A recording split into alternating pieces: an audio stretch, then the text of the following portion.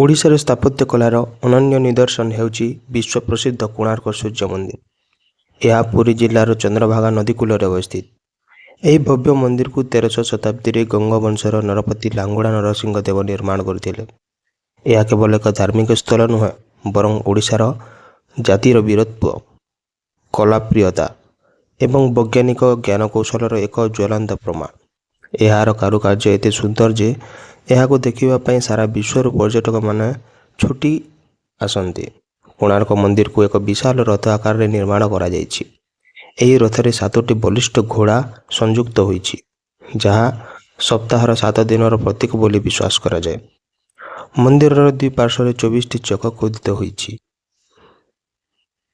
ଯାହା ବର୍ଷକର 24ଟି ପକ୍ଷକୁ ସୂଚାଇଥାଏ। ଏହି ଚକଗୁଡ଼ିକର କାରୁକାର୍ଯ୍ୟ ଏତେ ସୂକ୍ଷ୍ମ ଯେ ଏହା ଦର୍ଶକଙ୍କୁ ବିସ୍ମିତ କରିଦିଏ। ଭଗବାନ ସୂର୍ଯ୍ୟ ନିଜେ ଏହି ରଥରେ ବିରାଜମାନ ହୋଇ ଆକାଶର ମାର୍ଗରେ ଭ୍ରମଣ କରୁଥିବା ଭଳି ଏହା ପ୍ରତୀୟମାନ ହୁଏ। କୋଣାର୍କ ମନ୍ଦିରର ଚକଗୁଡ଼ିକ କେବଳ କଳାକୃତି ନୁହେଁ, ଏହା ମଧ୍ୟ ଏକ ପ୍ରାକୃତିକ ଘଡ଼ି ଭାବରେ କାର୍ଯ୍ୟ କରେ। ଏହି ଚକଗୁଡ଼ିକର ମୁଖ୍ୟ ଅଂଶ ହେଉଛି 8ଟି ବଡ଼ ଅଖ ଓ 8ଟି ସାନ ଅଖ। ସୂର୍ଯ୍ୟଙ୍କ କିରଣ ଯେତେବେଳେ ଏହି ଅଖ ଉପରେ ପଡ଼େ, ସେତେବେଳେ ଏହାର ଛାଇ ଦେଖି ସମୟ ନିରୂପଣ କରାଯାଇଥାଏ। ଏହା ଏତେ ସଠିକ୍ ଯେ ବର୍ତ୍ତମାନର ଆଧୁନିକ ଘଡ଼ି ସହିତ ମଧ୍ୟ ଏହାର ସମୟ ମେଳ ଖାଇଥାଏ। କୋଣାର୍କ ମନ୍ଦିରର ପ୍ରତିଟି ପଥରରେ ଜୀବନ୍ତ କଳାର ସ୍ପର୍ଶ ଦେଖିବାକୁ ମିଳେ। ମନ୍ଦିରର କାନ୍ଥଗୁଡ଼ିକରେ ହଜାର ହଜାର ମୂର୍ତ୍ତି ଖୋଦିତ ହୋଇଛି, ଯେଉଁଥିରେ ଏହି ସମୟର ସାମାଜିକ ଜୀବନ, ଯୁଦ୍ଧ ଦୃଶ୍ୟ, ନୃତ୍ୟ, ରଥ ରମଣୀ ଓ ବିଭିନ୍ନ ପଶୁପକ୍ଷୀଙ୍କ ଚିତ୍ର ରହିଛି। ବିଶେଷ କରି ମନ୍ଦିର ଗାତ୍ରରେ ଥିବା ହାତୀ, ଘୋଡ଼ାମାନଙ୍କର ବିଶାଳ ମୂର୍ତ୍ତିଗୁଡ଼ିକ ଅତ୍ୟନ୍ତ ପ୍ରଭାବଶାଳୀ। ଶିଳ୍ପୀମାନେ ପଥର ଦେହରେ ଏପରି କୋମଳ ଭାବେ ପ୍ରକାଶ କରିଛନ୍ତି, ଯାହା ଦେଖିଲେ ମନ ହୁଏ ଯେ ଯେମିତି ସେଗୁଡ଼ିକ ଏବେ କଥା ହେଉଛନ୍ତି। ଏହି ସୂକ୍ଷ୍ମ କାରୁକାର୍ଯ୍ୟ କୋଣାର୍କକୁ ବିଶ୍ୱର ଏକ ଶ୍ରେଷ୍ଠ କଳାକୃତିର ମାନ୍ୟତା ଦେଇଛି। କୋଣାର୍କ ମନ୍ଦିରର ଅନ୍ୟତମ ଆକର୍ଷଣ ହେଉଛି ଏହାର ବିଶାଳ ନବଗ୍ରହ ପଥର। ଏହି ଏକକ ଶିଳାଖଣ୍ଡରେ 9ଟି ଗ୍ରହର ପ୍ରତିମା ଅତି ସୁନ୍ଦର ଭାବରେ ଖୋଦିତ ହୋଇଛି। ପ୍ରାଚୀନ କାଳରେ ଏହା ମନ୍ଦିରର ମୁଖ୍ୟ ପ୍ରବେଶ ଦ୍ୱାରର ଉପରି ଭାଗରେ ସ୍ଥାପିତ ହୋଇଥିଲା, ଯାହା ମନ୍ଦିରର ସୁବାସିତ ପ୍ରଦାନ କରୁଥିବା ବିଶ୍ୱାସ କରାଯାଏ। ବର୍ତ୍ତମାନ ଏହି ବିଶାଳ ପଥରଟି ମନ୍ଦିର ପରିସରରେ ଏକ ସ୍ୱତନ୍ତ୍ର ଗୃହରେ ସୁରକ୍ଷିତ ରଖାଯାଇଛି। ଶ୍ରଦ୍ଧାଳୁମାନେ ଏହା ଗ୍ରହ ଶାନ୍ତି ପାଇଁ ପୂଜାର୍ଚ୍ଚନା କରନ୍ତି। ଏହି ପଥରର ଓଜନ ଏବଂ ଏଥିରେ ଥିବା ସୂକ୍ଷ୍ମ କାରୁକାର୍ଯ୍ୟ ସେ ସମୟର ଯାନ୍ତ୍ରିକ କୌଶଳର ଏକ ଉଦାହରଣ। କୋଣାର୍କ ମନ୍ଦିରର ଇତିହାସ ସହିତ ଚନ୍ଦ୍ରଭାଗା ନଦୀର ସମ୍ପର୍କ ଅତି ନିବିଡ଼। ପୁରାଣ ଅନୁସାରେ ଏହି ନଦୀ କୂଳରେ ମନ୍ଦିରଟି ନିର୍ମିତ ହୋଇଥିଲା। ବିଶ୍ୱାସ କରାଯାଏ ଯେ ସମସ୍ତଙ୍କ କୁଷ୍ଠରୋଗ ଏହି ନଦୀରେ ସ୍ନାନ କରିବା ପରେ ଭଲ ହୋଇଥିଲା। ସେ ସ୍ମୃତିରେ ଆଜି ମଧ୍ୟ ପ୍ରତିବର୍ଷ ମାଘ ସପ୍ତମୀରେ ହଜାର ହଜାର ଶ୍ରଦ୍ଧାଳୁ ଚନ୍ଦ୍ରଭାଗା ବେଳାଭୂମିରେ ବୁଡ଼ ପକାନ୍ତି। ବର୍ତ୍ତମାନ ଏହି ନଦୀଟି ମନ୍ଦିର ପାଖରୁ ଶୁଖିଯାଇଥିଲେ ମଧ୍ୟ ଏହାର ଐତିହାସିକ ଓ ଆଧ୍ୟାତ୍ମିକ ମହତ୍ତ୍ୱ କୋଣାର୍କ ସହିତ ସବୁଦିନ ପାଇଁ ଜଡ଼ିତ ହୋଇ ରହିଛି। କୋଣାର୍କ ମନ୍ଦିର ନିର୍ମାଣ ସହିତ 12 ବର୍ଷର ବାଳକ ଧର୍ମପଦର ନାମ ଅମର ହୋଇ ରହିଛି। କୁହାଯାଏ ଯେ 1200 ଶିଳ୍ପୀ 12 ବର୍ଷ ଧରି ପରିଶ୍ରମ କରି ମଧ୍ୟ ମନ୍ଦିରର ମୁଣ୍ଡି ମାରିପାରୁନଥିଲେ।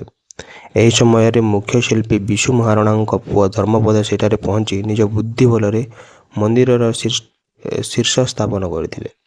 କିନ୍ତୁ 1200 ବଢ଼େଇଙ୍କ ସମ୍ମାନ ରକ୍ଷା କରିବା ପାଇଁ ସେ ମନ୍ଦିର ଚୂଲରୁ ଚନ୍ଦ୍ରଭାଗା ନଦୀକୁ ଡେଇଁ ନିଜର ପ୍ରାଣ ବଳି ଦେଇଥିଲେ।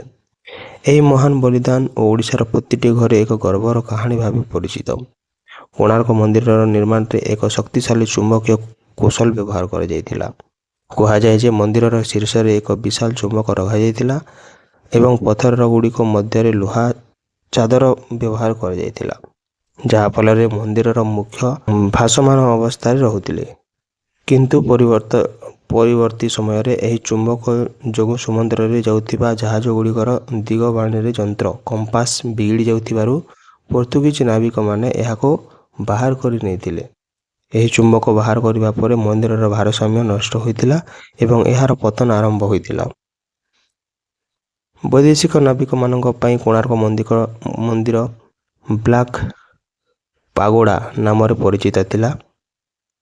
ସମୁଦ୍ର ମଧ୍ୟ ଦେଇ ଯାଉଥିବା ନାବିକମାନେ ଦୂରରୁ ଏହି ବିଶାଳକାୟ କଳା ରଙ୍ଗର ମନ୍ଦିରକୁ ଦେଖି ନିଜର ଦିଗ ନିର୍ଣ୍ଣୟ କରୁଥିଲେ। ପୁରୀର ଶ୍ରୀ ଜଗନ୍ନାଥ ମନ୍ଦିରକୁ ସେମାନେ ହ୍ୱାଇଟ୍ ପାଗୋଡ଼ା ବୋଲି କହୁଥିବା ବେଳେ କୋଣାର୍କକୁ ଏହାର କଳା ପଥରର ଗଠନ ପାଇଁ ବ୍ଲାକ୍ ପାଗୋଡ଼ା ବୋଲି କହୁଥିଲେ। ଏହି ନାମଟି କୋଣାର୍କର ଗମ୍ଭୀର୍ଯ୍ୟ ଏବଂ ସାମୁଦ୍ରିକ ବାଣିଜ୍ୟର ଏହାର ଗୁରୁତ୍ୱକୁ ସୂଚାଇଥାଏ। ୟୁରୋପୀୟ ପର୍ଯ୍ୟଟକମାନଙ୍କ ଲେଖାରେ ମଧ୍ୟ ଏହି ନାମରେ ଉଲ୍ଲେଖ ଦେଖିବାକୁ ମିଳେ। କୋଣାର୍କ ସୂର୍ଯ୍ୟ ମନ୍ଦିରର ଅତୁଳନୀୟ କଳାକୃତି ପାଇଁ ଏହାକୁ ବିଶ୍ୱସ୍ତରୀୟ ସ୍ୱୀକୃତି ମିଳିଛି। 1984 ମସିହାରେ ୟୁନେସ୍କୋ ଦ୍ୱାରା ଏହା ବିଶ୍ୱ ଐତିହ୍ୟ ସ୍ଥଳ ୱାର୍ଲଡ ହେରିଟେଜ୍ ସାଇଟ୍ ଭାବରେ ଘୋଷଣା କରାଯାଇଥିଲା। ଏହି ମାନ୍ୟତା ମିଳିବା ପରେ କୋଣାର୍କ କେବଳ ଭାରତର ନୁହେଁ ବରଂ ସମଗ୍ର ବିଶ୍ୱର ଏକ ସମ୍ପତ୍ତି ଭାବେ ପରିଗଣିତ ହେଲା। ଏହାର ସଂରକ୍ଷଣ ଏବଂ ରକ୍ଷଣାବେକ୍ଷଣ ଦିଗରେ ବର୍ତ୍ତମାନ ଆନ୍ତର୍ଜାତିକ ସ୍ତରରେ ମଧ୍ୟ ଗୁରୁତ୍ୱ ଦିଆଯାଇଛି। ଓଡ଼ିଶାର ପର୍ଯ୍ୟଟନ ଶିଳ୍ପରେ ଏହାର ଭୂମିକା ଅତ୍ୟନ୍ତ ଗୁରୁତ୍ୱପୂର୍ଣ୍ଣ, ଯାହା ଭାରତୀୟ ସଂସ୍କୃତିକୁ ଗୌରବକୁ ବିଶ୍ୱ ଦରବାରରେ ଉଜ୍ଜ୍ୱଳ କରୁଛି। କୋଣାର୍କ ମନ୍ଦିରର ନାଟ ମନ୍ଦିର ଏକଦା ଶାସ୍ତ୍ରୀୟ ନୃତ୍ୟ ଓ ସଙ୍ଗୀତର କେନ୍ଦ୍ରବିନ୍ଦୁ ଥିଲା। ସେହି ପରମ୍ପରାକୁ ଜୀବନ୍ତ ରଖିବା ପାଇଁ ପ୍ରତିବର୍ଷ ଡିସେମ୍ବର ମାସରେ ବିଶ୍ୱପ୍ରସିଦ୍ଧ କୋଣାର୍କ ମହୋତ୍ସବ ଆୟୋଜିତ ହୁଏ। ଏହି ମହୋତ୍ସବରେ ଭାରତର ବିଭିନ୍ନ ପ୍ରାନ୍ତରୁ ଆସୁଥିବା ଶ୍ରେଷ୍ଠ ନୃତ୍ୟଶିଳ୍ପୀମାନେ ଓଡ଼ିଶୀ, ଭାରତନାଟ୍ୟମ୍, କଥକ ଏବଂ ଅନ୍ୟାନ୍ୟ ଶାସ୍ତ୍ରୀୟ ନୃତ୍ୟ ପରିବେଷଣ କରନ୍ତି। ମନ୍ଦିରର କାରୁକାର୍ଯ୍ୟପୂର୍ଣ୍ଣ ପୃଷ୍ଠଭୂମିରେ ଏହି ନୃତ୍ୟଗୁଡ଼ିକ ଏକ ଆଧ୍ୟାତ୍ମିକ ଓ ସାଂସ୍କୃତିକ ପରିବେଶ ସୃଷ୍ଟି କରେ। ଏହା କେବଳ ଏକ କଳାକୃତି ନୁହେଁ ବରଂ ଓଡ଼ିଶା କଳା ଓ ସଂସ୍କୃତିର ଏକ ଜୀବନ୍ତ ଉତ୍ସବ। ବର୍ତ୍ତମାନ ଆମେ ଯେଉଁ ବିଶାଳ ମନ୍ଦିରଟି ଦେଖୁଛୁ ତାହା ପ୍ରକୃତିରେ ମୁଖ୍ୟ ମନ୍ଦିର ନୁହେଁ ବରଂ ଏହା ହେଉଛି ମନ୍ଦିରର ମୁଖଶାଳା ବା ଜଗମୋହନ। ମୂଳ ମନ୍ଦିରଟି ଅନେକ ବର୍ଷ ପୂର୍ବରୁ ଭାଙ୍ଗି ଯାଇଛି, ଯାହାର ଉଚ୍ଚତା ପ୍ରାୟ 200 ଫୁଟରୁ ଅଧିକ ଥିଲା। ଏହି ମୁଖଶାଳାକୁ ସୁରକ୍ଷିତ ରଖିବା ପାଇଁ ବ୍ରିଟିଶ ଶାସନ କାଳରେ ଏହାର ଭିତରେ ପଟୁବାଲି ଭର୍ତ୍ତି କରି ବନ୍ଦ କରିଦିଆଯାଇଥିଲା। ବର୍ତ୍ତମାନ ଭାରତୀୟ ପ୍ରତ୍ନତତ୍ତ୍ୱ ବିଭାଗ ASI ଏହି ବାଲି ବାହାର କରି ମନ୍ଦିରର ସ୍ଥାୟିତ୍ୱ ବଢ଼ାଇବା ପାଇଁ ବିଭିନ୍ନ ବୈଜ୍ଞାନିକ ପଦ୍ଧତିରେ ଅବଲମ୍ବନ କରୁଛନ୍ତି। ଏହା ଆମ ପାଇଁ ଏକ ଅମୂଲ୍ୟ ସମ୍ପତ୍ତି, ଯାହାର ସଂରକ୍ଷଣ ଆମେ ସମସ୍ତଙ୍କର ଦାୟିତ୍ୱ। କୋଣାର୍କ ମନ୍ଦିରର ନିର୍ମାଣରେ ମୁଖ୍ୟତଃ 3 ପ୍ରକାରର ପଥର ବ୍ୟବହାର କରାଯାଇଛି। ସେଗୁଡ଼ିକ ହେଲା ଫ୍ଲୋରାଇଡ୍, ଲାଟେରାଇଟ୍ ଏବଂ କୋଣ୍ଡାଲାଇଟ୍। ମନ୍ଦିରର ମୁଖ୍ୟ କାରୁକାର୍ଯ୍ୟ ଓ ମୂର୍ତ୍ତିଗୁଡ଼ିକ ପାଇଁ କଳା ମଗୁନି ପଥର ବା କ୍ଲୋରାଇଡ୍ ବ୍ୟବହାର କରାଯାଇଛି, ଯାହା ଅତ୍ୟନ୍ତ ଶକ୍ତ ଏବଂ ଚମକଦାର। ସେହି ସମୟରେ ଏହି ଭାରୀ ପଥରଗୁଡ଼ିକୁ ଦୂରଦୂରାନ୍ତରରୁ କିପରି ଅଣାଯାଇଥିଲା ଏବଂ ପରସ୍ପର ସହିତ ଲୁହା, କଣ୍ଟା ଓ ସୀସା ସାହାଯ୍ୟରେ ଯୋଡ଼ାଯାଇଥିଲା, ତାହା ଆଜିର ଇଞ୍ଜିନିୟରମାନଙ୍କ ପାଇଁ ମଧ୍ୟ ଏକ ଆଶ୍ଚର୍ଯ୍ୟର ବିଷୟ। ଏହି ପଥରଗୁଡ଼ିକର ସଠିକ୍ ସଂଯୋଜନା ଯୋଗୁଁ ମନ୍ଦିରଟି ଶହ ଶହ ବର୍ଷ ଧରି ସମୁଦ୍ରର ଲୁଣା ପବନ ସତ୍ତ୍ୱେ ତିଷ୍ଠି ରହିଛି। କୋଣାର୍କ ମନ୍ଦିରର ଅବସ୍ଥିତି ଏପରି ଭାବେ କରାଯାଇଛି ଯେ ସୂର୍ଯ୍ୟୋଦୟର ପ୍ରଥମ କିରଣ ସିଧାସଳଖ ମନ୍ଦିରର ମୁଖ୍ୟ ପ୍ରବେଶ ଦ୍ୱାର ଉପରେ ପଡ଼ିଥାଏ। ସକାଳର ସେହି ସମୟରେ ମନ୍ଦିରର କାରୁକାର୍ଯ୍ୟଗୁଡ଼ିକ ସୁନା ଭଳି ଚମକି ଉଠେ, ଯାହା ଏକ ଆଲୌକିକ ଦୃଶ୍ୟ ସୃଷ୍ଟି କରେ। ସମୁଦ୍ରର ଅତି ନିକଟରେ ଅବସ୍ଥିତ ହୋଇଥିବାରୁ ଏହାର ପ୍ରାକୃତିକ ସୌନ୍ଦର୍ଯ୍ୟ ଓ ସ୍ଥାପତ୍ୟ ଏକ ଅପୂର୍ବ ମିଳନ ଦେଖିବାକୁ ମିଳେ। ପର୍ଯ୍ୟଟକମାନେ କେବଳ ମନ୍ଦିର ଦେଖିବାକୁ ନୁହେଁ ବରଂ ଚନ୍ଦ୍ରଭାଗା ବେଳାଭୂମିରେ ସୂର୍ଯ୍ୟୋଦୟର ମନୋରମ ଦୃଶ୍ୟ ଉପଭୋଗ କରିବାକୁ ମଧ୍ୟ ଏଠାକୁ ଆସନ୍ତି। ଏହି ପ୍ରାକୃତିକ ପରିବେଶ କୋଣାର୍କର ଗାରିମାକୁ ଆହୁରି ଦ୍ୱିଗୁଣିତ କରିଥାଏ। କୋଣାର୍କ ସୂର୍ଯ୍ୟ ମନ୍ଦିର କେବଳ ପଥରର ଏକ କୀର୍ତ୍ତି ନୁହେଁ, ଏହା ଓଡ଼ିଶା ଜାତିର ଅସ୍ମିତା ଓ ଗର୍ବର ପ୍ରତୀକ। ଏହା ପ୍ରାଚୀନ ଭାରତର ବିଜ୍ଞାନ, କଳା ଏବଂ ସ୍ଥାପତ୍ୟର ଚରମ ସୀମାକୁ ଦର୍ଶାଇଥାଏ। ରବୀନ୍ଦ୍ରନାଥ ଟାଗୋର କୋଣାର୍କ ବିଷୟରେ କହିଥିଲେ, ଏଠାରେ ପଥରର ଭାଷା ମଣିଷର ଭାଷାକୁ ବୋଲି ଯାଇଛି। ଆଜି ମଧ୍ୟ ଏହି ମନ୍ଦିର ଆମକୁ ଶୃଙ୍ଖଳା, ପରିଶ୍ରମ ଓ ସର୍ଜନାତ୍ମକତାର ପ୍ରେରଣା ଦିଏ। ଯଦିଓ ସମୟ ଚକ୍ରରେ ମନ୍ଦିରଟି କିଛି ଅଂଶ କ୍ଷୟ ହୋଇଛି, ତଥାପି ଏହାର ଭଗ୍ନାବଶେଷ ମଧ୍ୟରେ ଓଡ଼ିଶାର ସ୍ୱର୍ଣ୍ଣମୟୀ ଇତିହାସ ଜୀବନ୍ତ ହୋଇ ରହିଛି। ଏହାର ସୁରକ୍ଷା ଓ ସମ୍ମାନ ବଜାୟ ରଖିବା ପ୍ରତ୍ୟେକ ଓଡ଼ିଆ ତଥା ଭାରତୀୟମାନଙ୍କର ପବିତ୍ର କର୍ତ୍ତବ୍ୟ। ମୁଖ୍ୟ ସୂର୍ଯ୍ୟ ମନ୍ଦିରର ପଶ୍ଚିମ ଦିଗରେ ଛାୟାଦେବୀ ମନ୍ଦିର ନାମକ ଏକ ଛୋଟ ମନ୍ଦିର ଅବସ୍ଥିତ। ବିଶ୍ୱାସ କରାଯାଏ ଯେ ଛାୟାଦେବୀ ହେଉଛନ୍ତି ଭଗବାନ ସୂର୍ଯ୍ୟଙ୍କର ପତ୍ନୀ ଏବଂ ଏହି ମନ୍ଦିରଟି ତାଙ୍କ ଉଦ୍ଦେଶ୍ୟରେ ସମର୍ପିତ। ଯଦିଓ ଏହି ମନ୍ଦିରଟି ମୁଖ୍ୟ ମନ୍ଦିର ତୁଳନାରେ ଆକାରରେ ଛୋଟ, କିନ୍ତୁ ଏହାର କାରୁକାର୍ଯ୍ୟ ମଧ୍ୟ ଅତ୍ୟନ୍ତ ସୁନ୍ଦର। ଏହି ପରିସର ମଧ୍ୟରେ ଥିବା ରନ୍ଧନଶାଳା ଓ ବଳିପୀଠ ସେ ସମୟର ମନ୍ଦିର ପରିଚାଳନା ଓ ରୀତିନୀତିରେ ସୂଚନା ଦିଏ।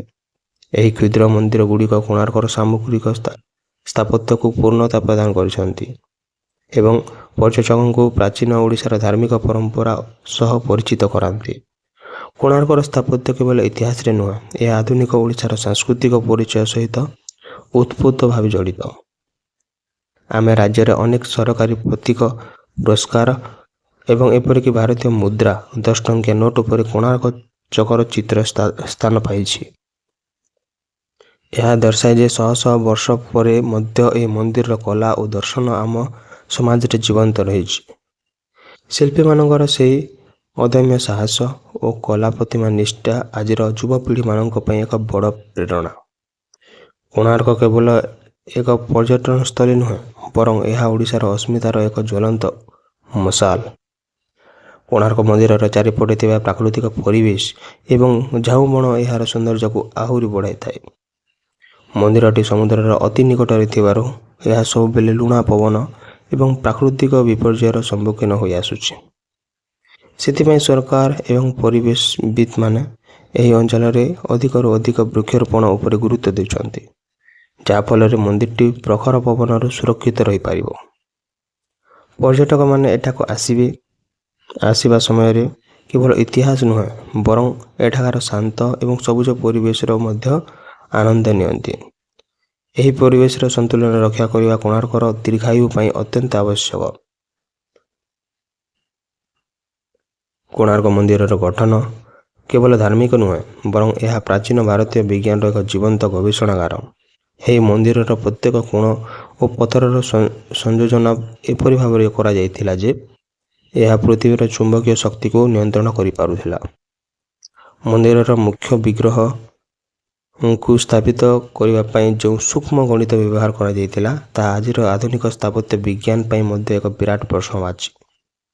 ଏହି ଅଦ୍ଭୁତ ବୈଜ୍ଞାନିକ କୌଶଳରେ କୋଣାର୍କକୁ ବିଶ୍ୱର ସପ୍ତ ଆଶ୍ଚର୍ଯ୍ୟ ମଧ୍ୟରେ ଏକ ସ୍ୱତନ୍ତ୍ର ସ୍ଥାନ ଦେଇଛି। ଏହାର ପ୍ରତିଟି ପଥର ଶିଳ୍ପୀଙ୍କର ଛେଣି ସହିତ ବୈଜ୍ଞାନିକମାନଙ୍କର ଚିନ୍ତାଧାରାକୁ ମଧ୍ୟ ପ୍ରକାଶ କରିଥାଏ। କୋଣାର୍କ ମନ୍ଦିରର ଗଠନ କେବଳ ଧାର୍ମିକ ନୁହେଁ, ବରଂ ଏହା ପ୍ରାଚୀନ ଭାରତୀୟ ବିଜ୍ଞାନର ଏକ ଜୀବନ୍ତ ଗବେଷଣାଗାର।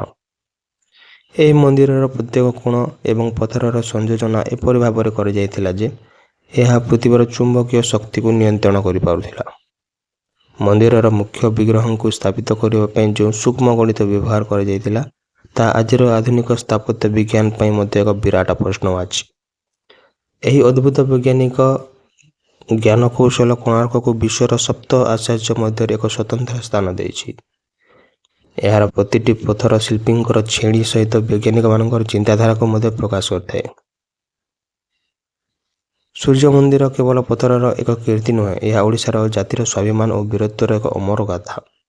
1200 ବଢ଼େଇଙ୍କର ପରିଶ୍ରମ ଏବଂ ଧର୍ମପଦର ମହାନ ବଳିଦାନ ଆଜି ବି ଏହି ମନ୍ଦିରର ପ୍ରତିଟି ଧୂଳିକଣାରେ ଜୀବନ୍ତ ହୋଇ ରହିଛି। ଯଦିଓ ସମୟର କ୍ରମରେ ଏହି ମନ୍ଦିରଟି କିଛି ଅଂଶ ଭଗ୍ନ ହୋଇଯାଇଛି, ତଥାପି ଏହା ଅବଶିଷ୍ଟାଂଶ ମଧ୍ୟରେ ଥିବା ସୂକ୍ଷ୍ମ କାରୁକାର୍ଯ୍ୟ ବିଶ୍ୱବାସୀଙ୍କୁ ଚକିତ କରୁଛି। ଆମେ ଓଡ଼ିଶା ଭାବରେ ଏହି ମହାନ ସ୍ଥାପତ୍ୟର ଉତ୍ତରାଧିକାରୀ ହୋଇଥିବାରୁ ନିଜ ଗର୍ବିତ ମନେ କରିବା ଉଚିତ। କୋଣାର୍କ କେବଳ ଅତୀତର ଏକ ସ୍ମୃତି ନୁହେଁ, ବରଂ ଏହା ଆଗାମୀ ପିଢ଼ି ପାଇଁ କଲା, ବିଜ୍ଞାନ ଏବଂ ସଂସ୍କୃତିର ଏକ ଅକ୍ଷୟ ପ୍ରେରଣାର ଉତ୍ସ। କୋଣାର୍କ ମନ୍ଦିରର ନିମ୍ନ ଭାଗରେ ଏବଂ ପାର୍ଶ୍ୱ କାନ୍ଥଗୁଡ଼ିକରେ ହଜାର ହଜାର ହାତୀ, ଘୋଡ଼ା ଏବଂ ଅନ୍ୟାନ୍ୟ ପଶୁପକ୍ଷୀଙ୍କ ମୂର୍ତ୍ତି ଅତି ସୁନ୍ଦର ଭାବରେ ଖୋଦିତ ହୋଇଛି। ଏହି ମୂର୍ତ୍ତିଗୁଡ଼ିକ କେବଳ ସଜାବଟ ପାଇଁ ନୁହେଁ, ବରଂ ଶକ୍ତି, ଧୈର୍ଯ୍ୟ ଏବଂ ଶୃଙ୍ଖଳାର ପ୍ରତୀକ ଭାବରେ ସ୍ଥାପନ କରାଯାଇଛି। ବିଶେଷ କରି ମନ୍ଦିରର ଦୁଇ ପ୍ରବେଶ ଦ୍ୱାର ପାଖରେ ଥିବା ବିଶାଳକାୟ ସିଂହ ଓ ହାତୀର ଯୁଗଳ ମୂର୍ତ୍ତି ଦର୍ଶକଙ୍କୁ ମନ୍ତ୍ରମୁଗ୍ଧ କରିଥାଏ। ଏହି କଳାକୃତିଗୁଡ଼ିକ ସେ ସମୟରେ ଶିଳ୍ପୀମାନଙ୍କର ପ୍ରକୃତି ଓ ପ୍ରାଣୀ ଜଗତରେ ଥିବା ଗଭୀର ନିରୀକ୍ଷଣ ଏବଂ ସମ୍ମାନକୁ ପ୍ରକାଶ କରେ। ପଥର ଦେହରେ ଏହି ପଶୁପକ୍ଷୀମାନଙ୍କର ମାଂସପେଶୀ ଏବଂ ହାବଭାବକୁ ଏତେ ନିଖୁଣ ଭାବରେ ଦର୍ଶାଯାଇଛି ଯେ ତାହା ଦେଖିଲେ ବି ବିଶ୍ୱର ବଡ଼ ବଡ଼ କଳାକାରମାନେ ଆଶ୍ଚର୍ଯ୍ୟ ହୁଅନ୍ତି।